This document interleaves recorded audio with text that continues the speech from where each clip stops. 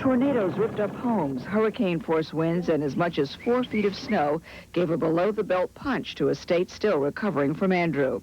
In Florida City, it was disaster for the tent city housing the still homeless from the hurricane. The first time around, we were living in a trailer and we lost everything, and now here we were living in a tent and we lost everything again. And on the Panhandle, Chester Strong held the life insurance policies of his wife and his daughter, both killed when their home was destroyed.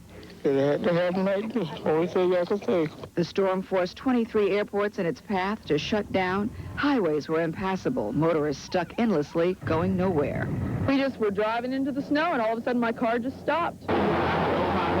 Rescuers in North Carolina, where 5 people died, hunted for some 60 Michigan students caught on a hiking trip in the Great Smoky Mountains. I feel real good about Stephen. I feel very strong.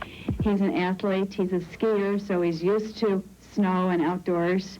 And the state of Pennsylvania was hit hard. 27 reported dead.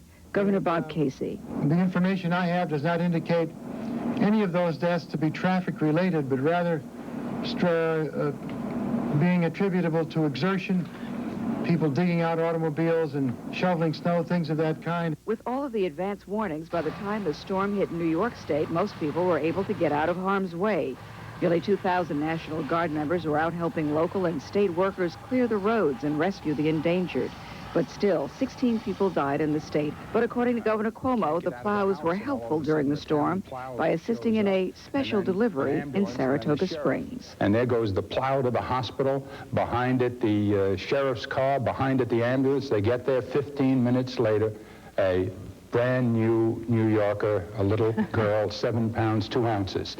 That's... But as Brenda George learned, they do nothing to protect the rest of the body. Her medical bills prove saving lives can mean spending money. Well, a cynical view is that deaths are cheaper than serious injuries. For that reason, the Insurance Institute for Highway Safety has built a brand new test crash facility in Ruckersville, Virginia. It will study ways to minimize the injuries an airbag cannot prevent. They're primarily lower extremity injuries, and they're primarily caused by intrusion into the passenger compartment in the footwell area.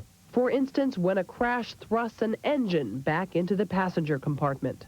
In a very severe crash, if you get injuries to the lower limbs, there are often multiple injuries and result in multiple surgery and a lot of rehabilitation. Airbags in footwells are a possible solution, but a strengthening of floor and footwell construction is more likely. Auto manufacturers are already exploring design modifications on their own. We think some of it will come voluntarily. If it doesn't come voluntarily enough, then there will be a need for federal regulation in the area. Airbags do work. Studies show that when drivers of cars with airbags wore seatbelts, car crash fatalities declined 51%. But survivors know it is one thing to prevent death. It is another to prevent painful, debilitating, and expensive injuries. Jean Mazur for CNN, Washington. Bikers, drawn by the lure of companionship, a sandwich, and a good cigar.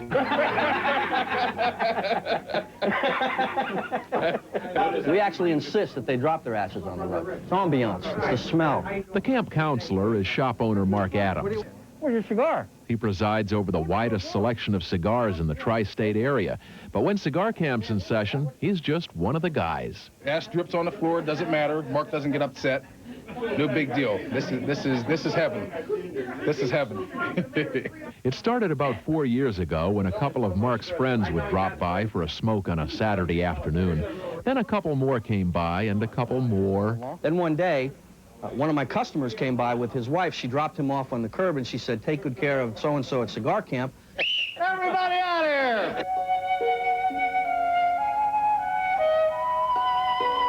The smoke you're breathing has got to be some of the finest secondhand smoke in the city. I inhaled all the way down. Now I know why we cut off relations with Cuba.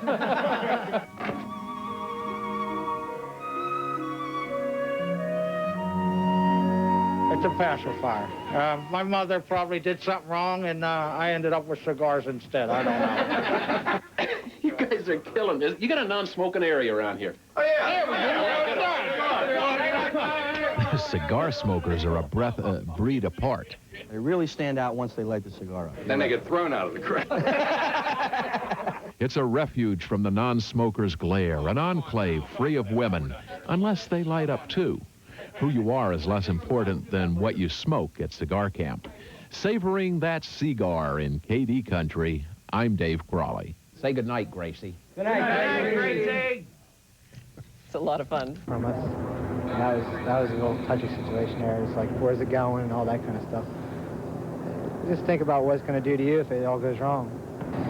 With a sigh of relief, the skids came free, but the worst was not over. Somehow they still had to get it down. It was now up to pilot Jim Holtgreen to make a solid landing. Anything else could cause it to crash. It took 3 tries, but finally the skills of those involved paid off. 911, the maintenance people at the airport there, emergency crews, it just all ran together and worked out fine. And I hear from the pilot, he was real happy and pleased with what we did and thankful. Holtgreen had been doing contract work, checking power lines. What caused his skids to break free will now be determined by the Federal Aviation Administration. But for those involved, they say the most important part was not the heroes or the dramatic rescue, but the fact that the pilot walked safely from his chopper. At the Johnstown Cambria County Airport, Sherry Stalley, Newswatch.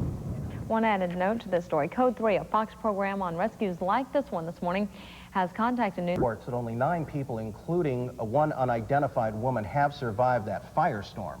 Chip Reed is standing by live in Waco, Texas. First of all, Chip, tell us how it happened.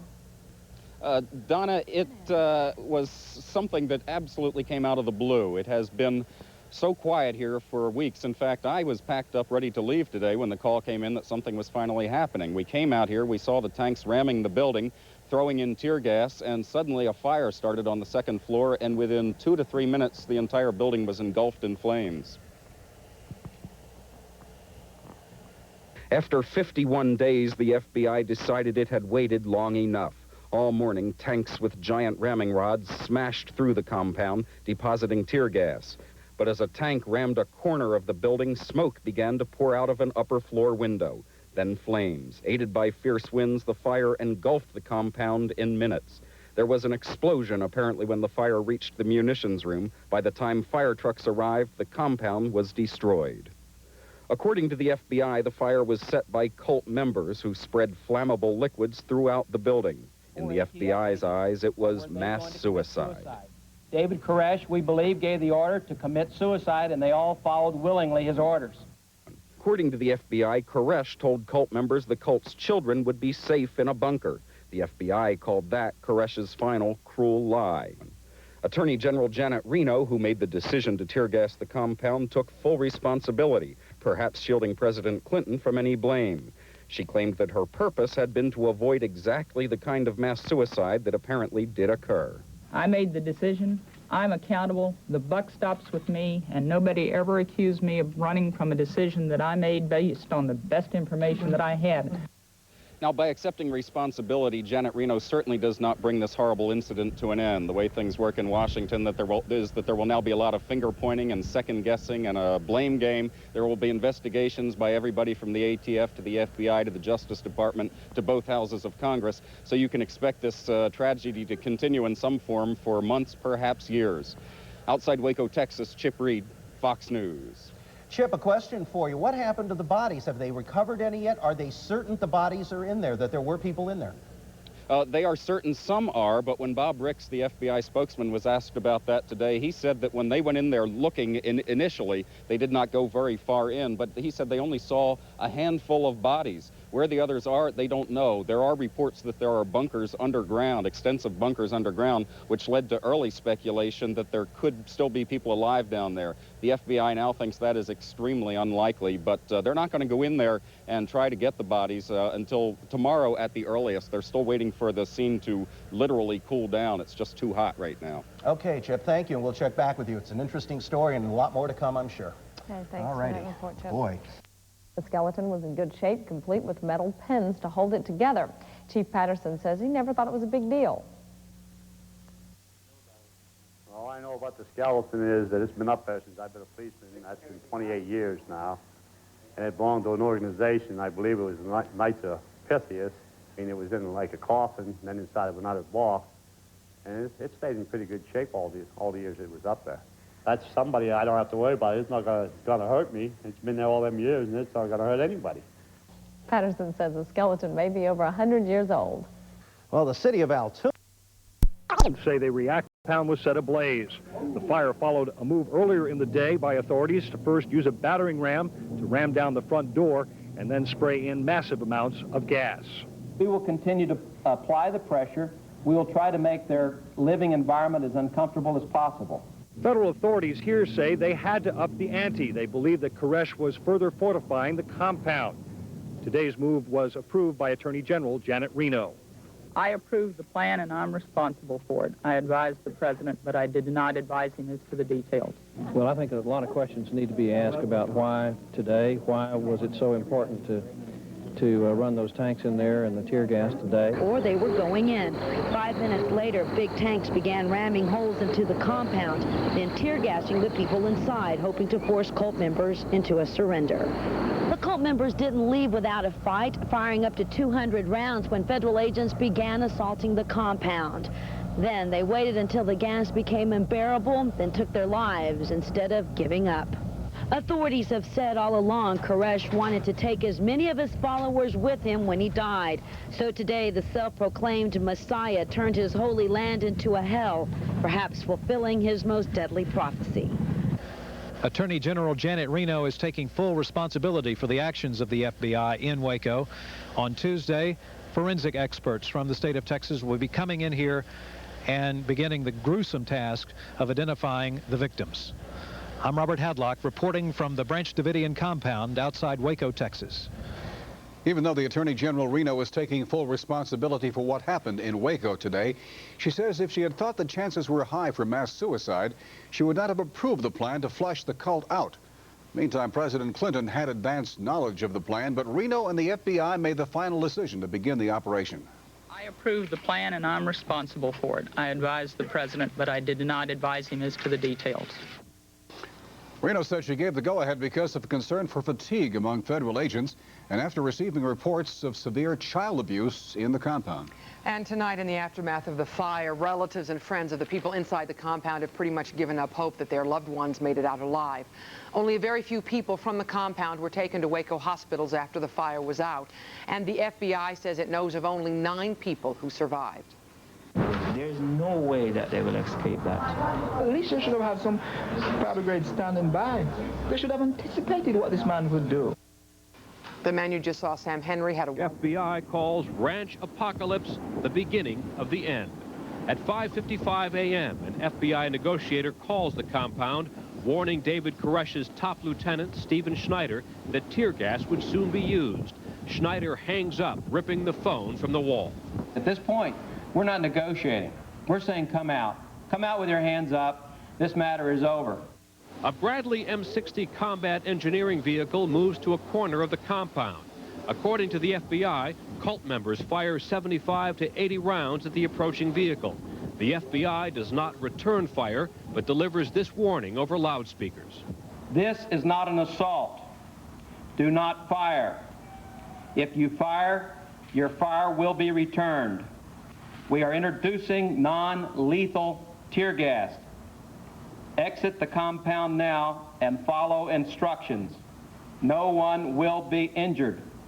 Submit to proper authorities. Do not subject yourself to any more discomfort. The Bradley armored vehicle begins to punch holes in the flimsy walls. A boom attached to the Bradley pumps non-lethal tear gas at 15-second intervals inside the compound. The FBI says the device is designed not to create sparks that could cause fire. As the Bradley rams the building, dozens more shots are fired at it. It becomes evident to ABC's Charles Murphy that the FBI is carrying out plans developed weeks ago. The FBI had 2 plans. We learned this on good authority a few weeks ago. Plan 1, to gas them out. They were going to do this all day long or beyond, or until their gas masks were no longer effective. If that didn't work, they were going to knock the building down. They said that would take about an hour. By 10 a.m., the gassing has continued for 4 hours. No sign of surrender. 30-mile-an-hour winds may be dispersing the gas. Most adults inside are known to have gas masks, but they are only effective for a few hours. The big question now, why did the FBI decide to move against the cult today? Today's actions is not an indication that our patience has run out. The action was taken today was, we believe, the next logical step in a series of actions to bring this episode to a conclusion. According to Agent Bob Ricks, David Koresh had repeated again and again his prophecy of an apocalyptic ending to the standoff, but the FBI downplayed the possibility of a mass suicide. We thought that this was probably the best way to prevent that type of suicide pact from taking place. That is, cause confusion inside the compound. Also, we thought that their instincts, the motherly instincts would take place and that they would want their children out of that environment. At FBI headquarters in Washington, meanwhile, the new Attorney General, Janet Reno, monitored the scene pouring from a building on the south side of the compound. One man is seen crawling along the roof. Minutes later, the fire is raging out of control. Ammunition stockpiled inside is exploding. From reconnaissance helicopters, FBI agents say they observed flames in 3 separate locations. Snipers with telescopic sights say they see cult members spreading liquid, now believed to be lantern fuel, at both ends of the compound. An FBI hostage rescue team member observed a subject through a window in the 2nd floor wearing a black uniform and gas mask, undergoing a throwing motion.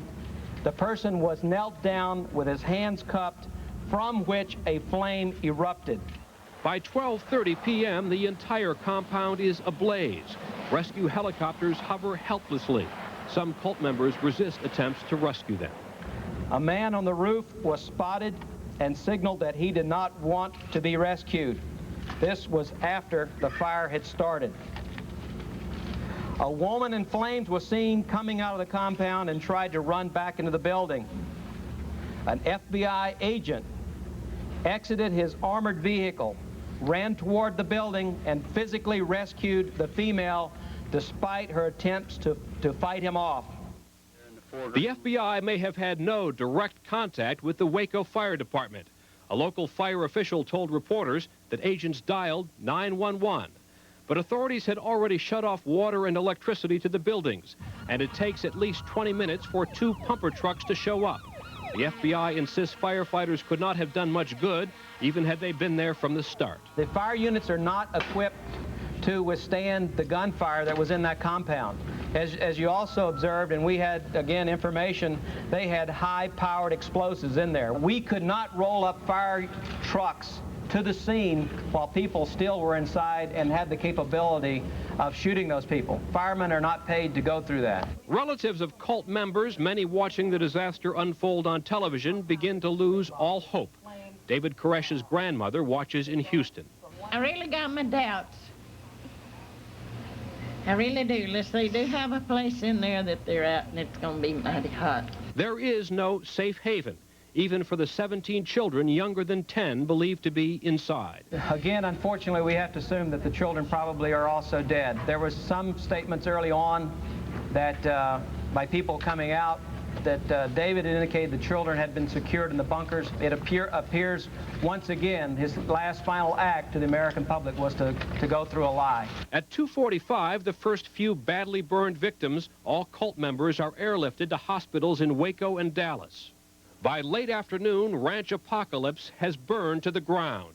The fate of Koresh and most of his followers is unknown. Attorney General Reno, defending the FBI's actions, said the responsibility was hers. I made the decision. I'm accountable. The buck stops with me, and nobody ever accused me of running from a decision that I made based on the best information that I had. In a statement, President Clinton said, "I told the Attorney General to do what she thought was right, and I stand by that decision."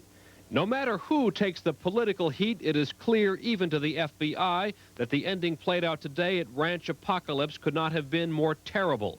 An irony made all the more awful considering the disastrous way the siege began 51 days ago. I can't tell you the shock and the horror that all of us felt when we saw those flames coming out there. It was, oh my God, they're killing themselves. We did not want that to occur. Now, as agents begin to sift through the ashes, come the difficult questions. Why did the FBI and Justice Department up the ante from negotiations to violence? And why today? Was underway. Cops and reps, and tucked away in her son's room, Stephen Branch's mother had a horrible premonition. I knew. But she could never foresee the brutality of his death. Last, police discovered Stephen to the head. Another published report said the boys had been sexually mutilated. Anybody capable of murdering 3 8-year-old boys has to be the incarnation of evil. As the first of the funerals began this week, West Memphis became a town in terror. Little children grappling for answers questioned parents who didn't have any. And the fear, there is always the fear. We're scared to death. I just, because we don't know who did it. My son will never have the freedom to ride through this neighborhood again, and it's just so hard to deal with because, this is his childhood. But the meaning of childhood has changed in West Memphis. Huge crowds of parents now flock to school to meet their kids at the end of the day and personally escort them home. They're taking no chances with a killer on the loose. It's but for the grace of God, it could have been our children.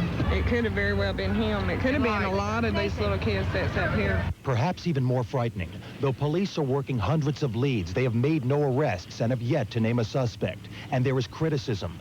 Parents of the boys say that despite calls to the police, the cops didn't do enough to find their sons on the night they disappeared. What is enough? No one knows that. I didn't see a cop inside a police car anywhere. There wasn't a whole lot more that could have been done at that time. If they had come on and had a search right then, we possibly could have found them alive, or we could have found them, the individual or individuals that did this. Did the cops do their job that night? I don't feel like they did. In the wake of the controversy, mournful parents are burying their dead in a town that has lost its innocence. And in a quiet living room nearby, the stepfather of Stephen Branch delivers the loving message his son will never get to hear. How much we loved him, how much we miss him, and how much we can't wait for this to be over with, for them to find the person that done this.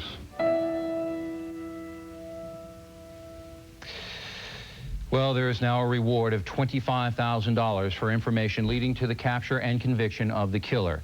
And if you have any information, please call the police in West Memphis, Arkansas. Plenty more to come. And each time we do, we put not only our appetites, but our health in someone else's hands. Because the same hands that can make us a wonderful meal can also make us terribly sick. Aaron Hayes reports tonight's Eye on America. Those are rodent droppings. He's got a severe rat problem here, and they are fresh and glistening. It's not just one particular rat, it's probably several rats. That's bad, but this... the hand washing sink is not working? ...is much worse. He can't wash his hands, and there ain't nothing sanitary in here. So I'm going to suspend his license because of that. A broken sink worse than rats? You bet. Sinks are one of the first things a restaurant inspector checks, because when the sink is broken, there is no hand washing going on. And plenty of diseases are being spread by food handlers who don't wash their hands. One of the most contagious these days is hepatitis A, a disease of the liver. Outbreaks of hepatitis A have become much more common across America the last 8 years, and in many cities like Omaha, Nebraska, Bloomington, Indiana, Minneapolis, they've seen a sharp rise in just the last 2 years. Why? Well, many believe it's because Americans have forgotten the simple importance of washing their hands. And that's a real problem if the person preparing your food has the hepatitis A virus. That virus can live on anything not served hot. Salad, bread, desserts. Consider how many hands touch your restaurant meal before you do. Are those hands clean? Too often, they're not. It is not unusual for me to stay an hour in an establishment and never see an employee, food handler, wash his hands. And they handle everything from their nose to their mouth to their hair to their crotch. Linda Dykes believes she got infected from food served in a restaurant. She was sick with hepatitis A for 2 months. And I didn't have the energy or the stamina or the breath to go from my bedroom to go to answer the phone. Mary Washington was in the same shape. When I went in the hospital on September 1st, and it was October the 5th when I went back to work. Both women live in St. Louis, where hepatitis A is at epidemic levels. Restaurant workers here started wearing gloves after 50 restaurants were found with infected food handlers. But the health department has decided not to name the restaurants, worried the publicity will just keep other infected workers from coming forward. Certainly one thing that we don't want to have is an underground of hepatitis A cases in any community. We want to do things that stimulate and encourage the cooperation of the restaurateurs. So victims often don't have any idea where they got sick. Well then, and you ate the food, didn't you? Unless the source becomes big news. That happened in Denver, hit with a huge outbreak this past winter, spread by a catering firm. Syracuse, New York is still recovering from its restaurant-related outbreaks when thousands lined up to get preventive shots. In Monroe, Louisiana, Libby Goodwin voluntarily closed her restaurant for good after some of her workers were found to have hepatitis A and more than 40 customers got sick. It's been very difficult with a family of 6 to help provide for. It's been very difficult. Goodwin told the public as soon as she knew, so customers could get shots in time to prevent the disease. They needed that lead time because it can take 6 weeks for symptoms of hepatitis A to show up. Symptoms like fatigue, abdominal pain, dark urine, and jaundice. Once the symptoms arrive, it's too late for preventive medicine. That was the case for Linda Dykes. She wishes she knew who gave it to her. What would you want to tell them after a bout with this? Wash your hands, wash your hands, wash your hands. Many believe we have the safest food supply in the world, but it's only as safe as the people who handle it. And those watching the whole food industry worry. We may have become too complacent. Maybe we need to get our guard back up. In Atlanta, this is Erin Hayes for Eye on America. We have a follow-up now to this week's investigation of food safety. On Monday, our hidden cameras showed the horrible conditions inside a slaughterhouse in Omaha, Nebraska, owned by Cornhusker Packing. In response to that report, the U.S. Secretary of Agriculture today ordered the plant shut down until all health violations are corrected.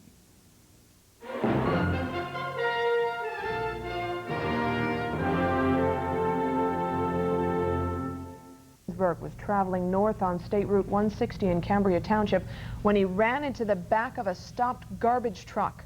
Chesky was flown by MedStar to Conemaugh Hospital in Johnstown. No one in the garbage truck was injured. That accident happened at around 2 p.m. Well, I'll keep the umbrella. Medical transportation is taking off in the region. A Spanish conglomerate, Casa Aircraft, already built several different planes, including this C-212 model. The firm plans to build a large plant at the Cambria County Airport and use it to outfit a new generation of military air ambulances. It's going to take us about a year to construct it, and we will start that construction once the funds are released by the Army National Guard. Medical personnel who helped design the evacuation plane say they will be valuable in natural disasters and combat situations. This type of aircraft in an armored assault will save lives of our combat men and women, no question about it. Plans call for about 80 of these air ambulances to be built in Cambria County over the next several years. Their short landing and takeoff capabilities have already won the respect of pilots. They're turbine, 1,000 shaft horsepower type engines, and the way it's designed, the high wing, gives you that capability. Well, the actual assembly of these air ambulances will be done in a new building scheduled for construction here at the Johnstown Airport. Organizers of the effort say plenty of the work will be going to other local firms. Laurel Technologies, Lockheed, of course, General Kinetics. There's a little outfit called Nortec up north in Nicktown. And also this fits in very well with Monk's Aviation that's coming into Somerset. Company officials say many of the components for the Army National Guard air ambulances will be fabricated by these firms already located in the region. Kevin Flanagan, TV 10 Action News, Richland Township. Company officials plan to start building their manufacturing plant as soon as congressional approval is given to the budget, which contains the funds for the first 10 air ambulances to be produced. Craig? Now, the federal lawmaker who helped to bring those defense-related jobs to the region has come under fire for how much campaign money he receives from the defense industry. The political watchdog group Center for Responsive Politics says Keystone Country lawmaker John Murtha is Congress's top beneficiary of defense industry contributions. The group says Murtha received more than $203,000 from defense industries during the 91-92 election cycle. Murtha heads the Appropriations Defense Subcommittee, which grants funds for numerous defense projects. A Logan Township woman was found dead this morning outside her home. Police say a passerby discovered the body of 24-year-old Laura Luciano lying face down in her yard in the Grandview area. An autopsy completed late this afternoon failed to determine the cause of death. Deputy Coroner Richard Gertz says he's awaiting the results of toxicology tests before ruling on the death. Police say the woman's husband last saw her alive last night at 9 when she left their home. Authorities are trying to determine Mrs. Luciano's whereabouts between last evening and the time she was found this morning. Police are not considering the death a homicide at this time, but also aren't ruling anything out, pending test results. The chopper crashed. The chopper was also carrying veteran racer Red Farmer. He's expected to recover from some broken bones. Allison is in much more serious condition. The 32-year-old Allison underwent surgery to relieve pressure on his brain. He has a severe, deep bruise of the brain, and doctors say the next 24 hours is critical. Here's what apparently happened. Well, I've talked to people that were on the scene. Neil Bonnet was there. Neil Bonnet was in the garage working on his car. He heard Davey come in. I heard the crash. The helicopter was about 10 feet off the ground, and the tail caught a fence. Flipped it round and around very violently, upside down. Neil went out, and Red Farmer was climbing out, and he helped him get out. Neil went in to get Davey, and he couldn't get him loose. He couldn't get his belts loose because it was upside down. And so the safety crew at the racetrack was right on top of things, and they were there, and they got him out. Now, Allison had purchased the chopper 3 weeks ago. Driveway, screaming and bleeding. It was literally running down through the floorboard right there. He said, I cut my leg the rest of the way off. He said that was how desperate I was. He said, I knew I would have bled to death. Huber says he drove Donald Wyman to an ambulance which took him to Punxsutawney Hospital. Huber says Wyman never lost consciousness and told him his leg was pinned by this tree he was chopping down near a strip mining operation. You got to remember, this piece is all here. His leg's under here. You can see where Huber and paramedics cut the trunk in half. It was unbelievable. Look, somebody's foot and stuff. It was a shoe there. To retrieve Wyman's severed leg in hopes doctors could reattach it. In an incredible fight to survive, Wyman, Huber says, crawled 40 yards to this bulldozer, somehow climbed up, drove it down the steep grade over rough terrain for another 50 yards to a standard shift pickup. Drove that another 2 miles to Huber's farm. I've never seen anything like it, and I've never seen anything where a man would do what he did to live on, like just literally cutting your leg right off, you know. Wyman was alone, chopping wood as he often does, says a friend who came to see him at the hospital. He was getting firewood for himself, and just some trees that we'd pushed down probably, so one of them probably just rolled down on the bank and got him. Remarkably, Wyman is in fair condition just a day after his ordeal. We don't know, though, if doctors were able to reattach his leg. Neither he nor his family or even the hospital are willing to discuss specifically what happened. In Jefferson County, Jack Martin, WTAE 4 News. The British royal family is involved in so many love triangles, marriages on the rocks, and secretly taped conversations of lust that all cannot be told in a single book. How about 3 books and more on the way? Just when you thought you'd heard enough, stop the presses, there's more. Several new books on the estranged royal couple are about to hit the shelves. This London bookstore manager says the competition is heating up. Those rehashing old formulas or overpressing some tired material are perhaps going to be disappointed. Author James Whittaker's new book was rushed to stores in London this morning, weeks before its due date. The author, who has covered the royals for more than 20 years, says he has the dirt on Diana, specifically details never before released about the now infamous squidgy tapes and Di's relationship with James Gilby. There's a phrase in there where Diana asked Gilby over the phone, "Are you playing with yourself?" That has never been printed before. Whittaker says Diana never slept with Gilby or James Hewitt, although he claims she did come close with both. Charles, he believes, is a different story. Whittaker says the Prince and Camilla Parker Bowles have been together emotionally and sexually for 20 years. This is a woman who completely satisfies Prince Charles in every way. And that's precisely what has Di so ticked off, according to author Anthony Holden. His new book, The Tarnished Crown, hits stores next month. He says Di couldn't believe her ears when she heard tapes of Charles and Camilla's alleged phone conversations. What she was shocked by was the sound of this man being so affectionate towards a woman, because she didn't think he was capable of it. Photographer Arthur Edwards also has a new book out. He claims to be one of Di's very good friends. Still, in the book, he talks about her wild mood swings. When she's really miserable, God, forget it. It's head down and nothing.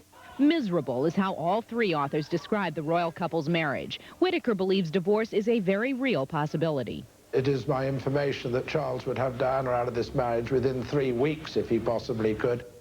Well, when all these books hit stores, the Times of London may well need another bestseller list reserved for royalty only. A new star is about to be queen of all she surveys in the world of designer jeans. Who could she be? You will not have to guess. Here's the lowdown.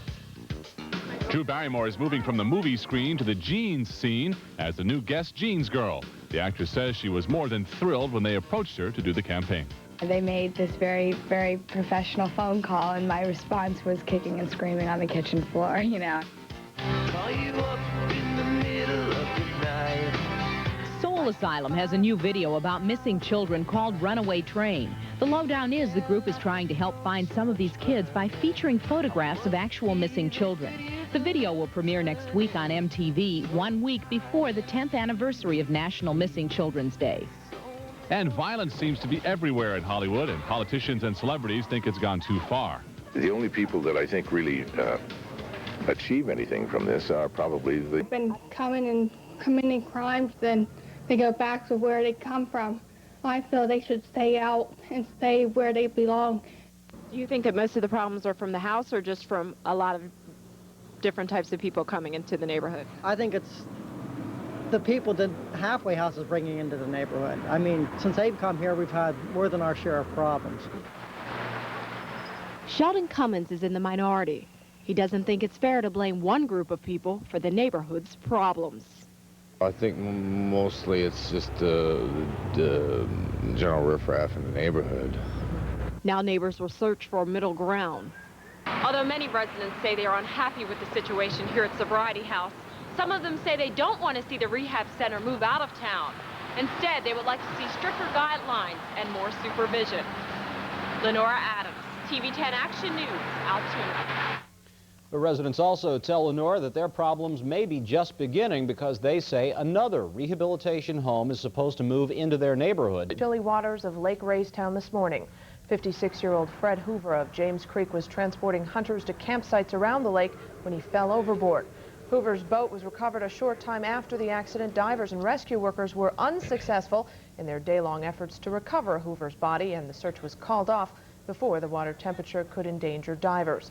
The search is scheduled to resume early tomorrow morning. Falling into Raystown Lake this morning. State police tell us 56-year-old Fred Hoover of James Creek was moving hunters from one area to another on the lake when his boat turned sharply to the left, throwing him into the water.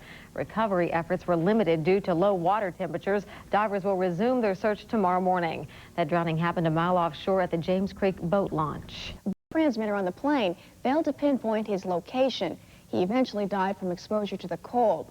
A safety engineer says emergency transmitters are not required to be able to survive a crash. In fact, the transmitters fail in wrecked planes nearly all of the time. Kristen, how are you this evening?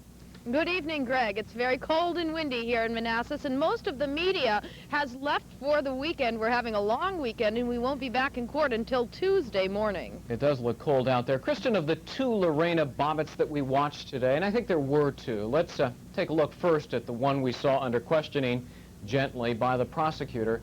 You were, by the defense, I should say, you were inside the courtroom. How do you think Lorena Bobbitt's case first came across by her own attorney? Well, I can tell you, Greg, that spectators were riveted. I can't speak for the jurors. They showed no emotion, and as they have not throughout the entire trial. But spectators, people who came down from the community to see this trial, really seemed to, for the most part, believe her and be very moved by her story, particularly when she was talking about the night of the incident and the fact that she says she was raped for 45 minutes before she went and got that knife. Now, we've heard this term used before, post-traumatic stress disorder, mostly with war veterans, but increasingly it's being used as a defense for abused women and abused children. It was used today, wasn't it? Well, it was alluded to with Lorena's testimony. She really gave her lawyer something to work with when she talked about what happened when she saw the knife. She said she got a rush of feelings. She thought about how he had raped her the first time he ever did it, how he had forced her to have anal sex, how he had forced her to have an abortion, and on, and all these thoughts flooded her mind. She kept saying, I got pictures in my mind, and then all of a sudden the knife was in her hand and she doesn't remember what happened next. Now that is a classic example, if true, of some sort of a post-traumatic stress incident, and that is what her lawyers are going to argue. She gave them the fodder to argue that with her testimony on the stand today. Lorena Bobbitt, and correct me if I'm wrong, seemed very different, her posturing, her reactions on the witness stand under cross-examination by the prosecutor. Let's flip to that side of it now. Was any damage done? Sure, there was damage done. The prosecution scored some points. They may score some more points, but we'll have to see at the witnesses that they bring in on their rebuttal case. What they managed to do was point out that Lorena Bobbitt was telling a different story about the actual act than she had in earlier times that she related the story. Now she says she can't remember the actual cut, and they managed to hammer away at that and make it seem like she was lying, and the point being, if she'd lie about that, well, then she might lie about anything. The prosecutor left to the very end a bit of a bombshell. I spoke about it. Give us your impression from the courtroom. What was it? Well, they have now made us looking forward to a witness who we before had not known about. She is a woman who is apparently going to say that Lorena Bobbitt said to her, if my husband ever cheats on me, I'll cut off his penis. Now, no one ever testified to that in the first trial. This is a new surprise witness who apparently just came forward after the first trial. So we'll have to see what this woman has to say, and that, as I say, that could really impact on the testimony that Lorena gave today. All right, Kristen, thanks. No court on Monday, of course. It's a holiday. We'll see you back on Tuesday. We do, by the way, need to make a correction of something that Cynthia McFadden said on Wednesday of this week, on January 12th, actually. Cynthia said that John Bobbitt's attorney had engaged in a bit of spin control and issued a memorandum that day, she said, attacking Lorena Bobbitt. And that was actually wrong. John Wayne Bobbitt's attorney, Greg Murphy, says he did not issue that memo. He says the memo in question was issued by Bobbitt's agent before the trial ever began. And he wouldn't listen to me. He wouldn't let me go. And he started to pull down my underwears with his foot. How'd you get your pants off?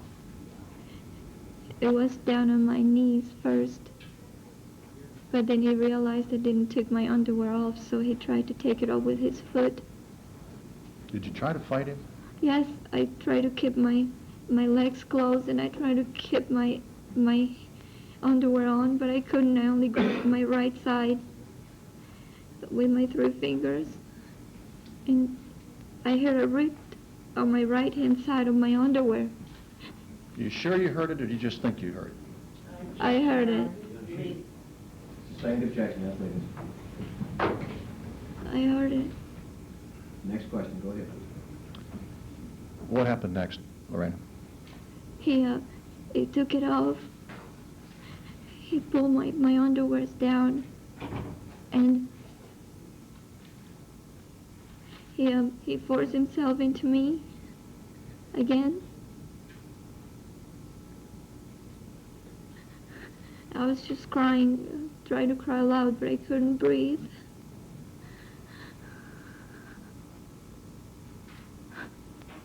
I couldn't breathe. What happened next? It was hurting me. He Were hurt you me. afraid of him then? Yeah.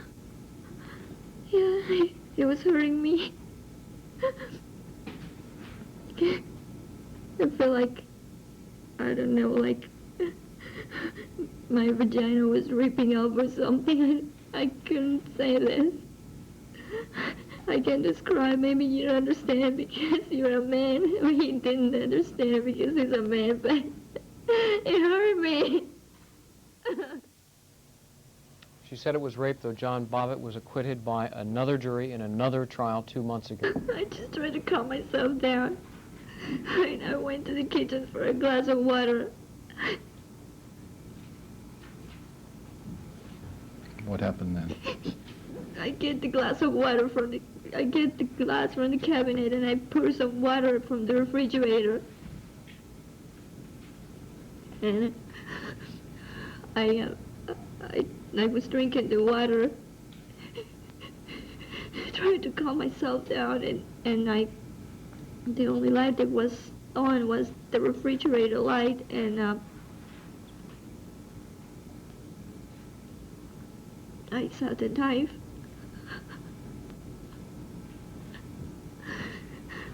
I remember many things since then. I remember a lot of things he said to me.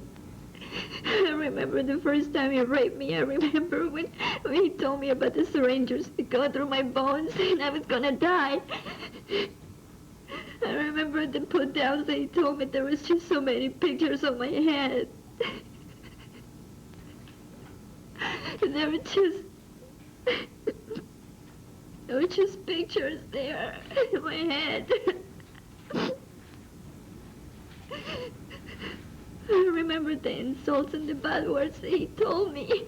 I remember every time that he had anal sex with me, he hurt me.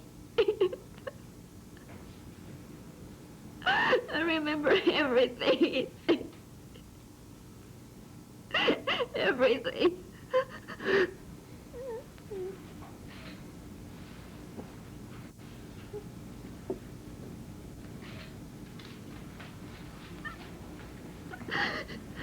I remember when he told me about the abortion. I remember everything. Do you remember cutting him? No, I don't remember that. Were you thinking about right or wrong when you did that? Judge, I'm going to object to this point later in the witness.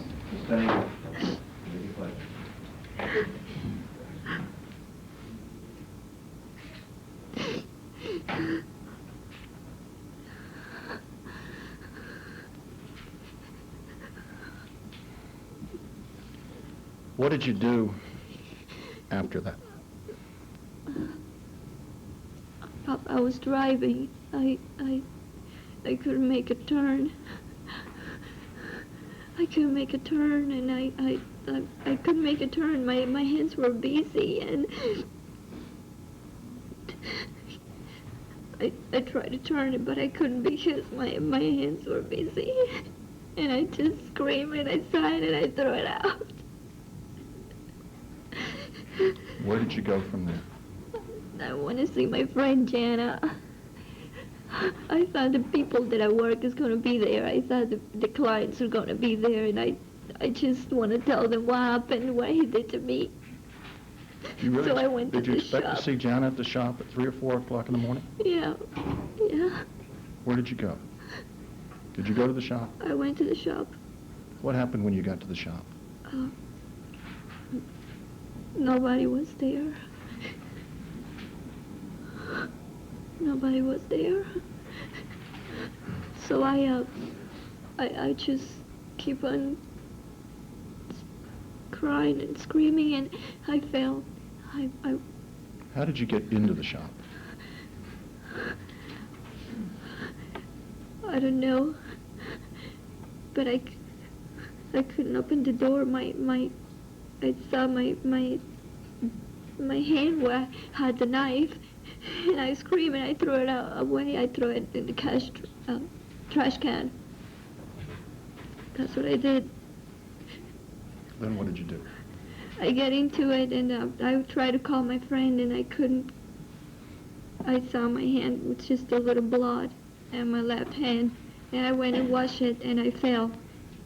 And I washed it real quick, and so I came back and called her. But the answer machine was on, so I went back, and I just drove to her house. What did you do when you got to her house?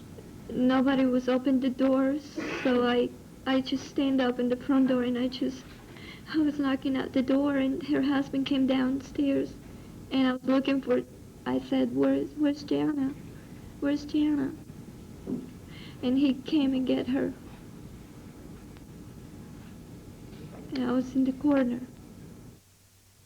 She goes from the kitchen almost instantaneously in her description here on the witness stand inside the courtroom to throwing it out the window as she's driving the car. I mean, almost a complete absence of a recollection of the event, the moment in which she grabbed the knife and mutilated her husband.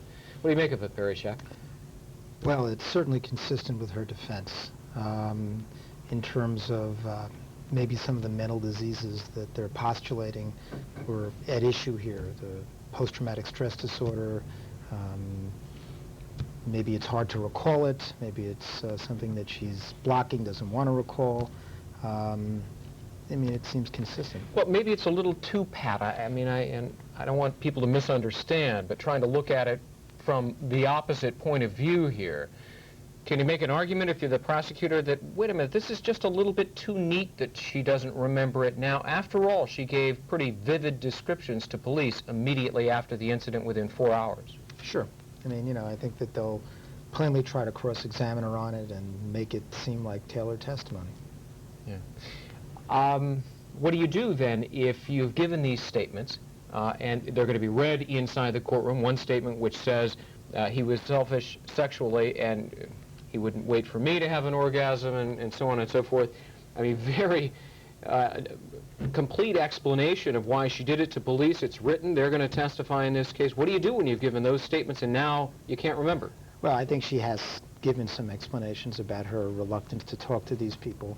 And maybe there's some suggestion that the police are not being completely candid in their recollections. I don't know. Well, when we come back, a lot of people have a lot of questions that they've wanted to ask. At this time that you said you were thinking about the abortion and you were thinking about the times that he had raped you before? Yes, yes, ma'am, yes.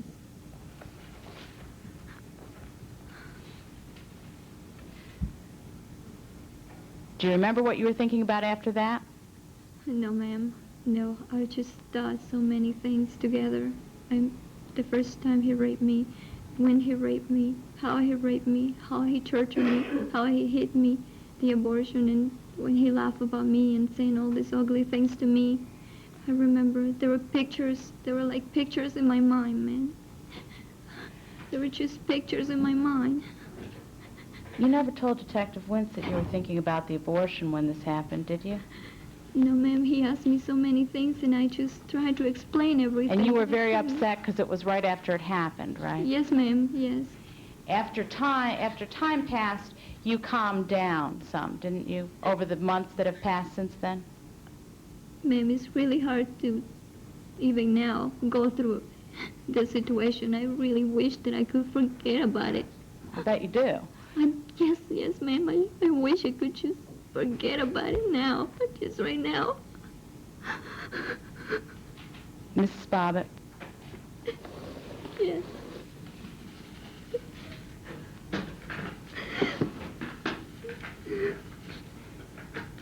I'm sorry. You talked to some psychologists about this, didn't you? Yes, I talked to a lot of people, ma'am. One of them was Dr. Gwaltney, wasn't it? Yes, yes. You talked to him with your lawyer, Mr. Lowe, in December, didn't you? Yes. You spent 2 days with him here? I don't know how long I spent, but I spent a long time even talking to you, ma'am. That's right. And you never told me that you were thinking about the abortion, did you? Ma'am, I thought so many things. But my question is, you never told me that you were thinking about the abortion, did you? I don't remember what I told you, ma'am. I don't. I'm sorry. Do you remember talking to Dr. Gwaltney about everything that happened, about your life and about everything that you were thinking and feeling that night? Yes. You never told him that you were thinking about the abortion, did you? Maybe not. Maybe there's so many things that I couldn't really place into right then. There's so many things that I just couldn't forget about it, ma'am. There's so many. I'm sorry, I couldn't Then you remember talked to 2 other doctors down. Yes, yes. And you never told either of them that you were thinking about the abortion, did you? Like I said, I don't remember really. Do you remember when the first time you told somebody you were thinking about the abortion was? No. But that's what I was thinking. There were so many things. It was just pictures in my mind.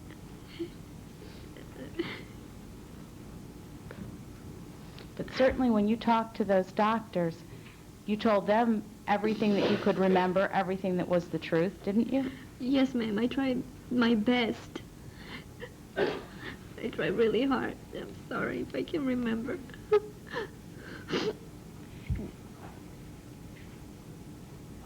You don't remember leaving your apartment that night? No. You don't remember picking up your purse and Robbie's Game Boy? That's what I assume, so I had to answer to myself. I have to answer to myself But what I did. You don't remember it? No, ma'am, no, I don't remember that. No. And the next thing you remember is when you were driving to your friend Janice's house. Yes, yes. And you were getting close to a stop sign. Yes. And you realized that there was something in your left hand. Yes. And you realized it was your husband's penis. Yes. And you were just horrified, isn't that right? Yes. And you just wanted to get rid of it, isn't that right? Yes, ma'am. So you went and got rid of it, just like that, yes, right? I threw it out, yes. Just like that. No, I don't remember how I threw it, just like that. No, I just want to get rid of it. There was a pause here for quite a while. The pictures came up in my mind. Did you think about cutting John? No, I didn't. I just think of the pictures. And you presume that you had the knife in your hand when you walked through the living room? I presume so, yes, ma'am. Did you ever think about cutting Robbie? The pictures were in my mind, I'm sorry. They're just pictures. You never thought about cutting Robbie, did you? I just saw pictures, ma'am. I just saw pictures. I'm sorry.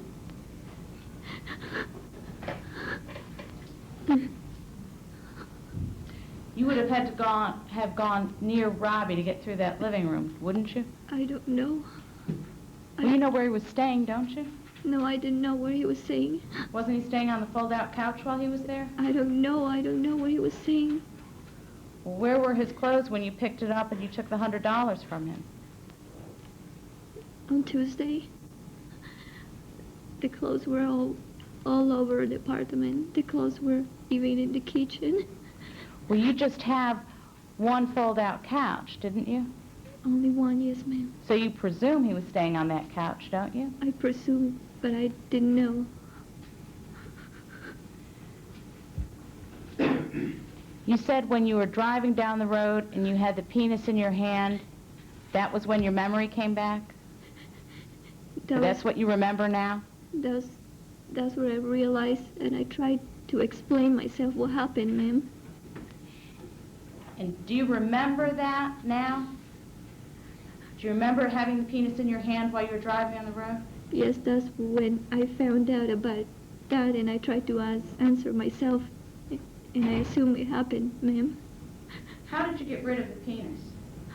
I threw it. This has clearly been asked and answered several times. She's answered, she threw it out the window. Do you recall in what manner you threw it out the That's window? been asked and answered as well. I'll let her ask that question. I'm sorry. Do you recall in what manner you threw it out the window? No, I just get rid of it, ma'am. You just wanted to get rid of it as fast as you could. Yeah.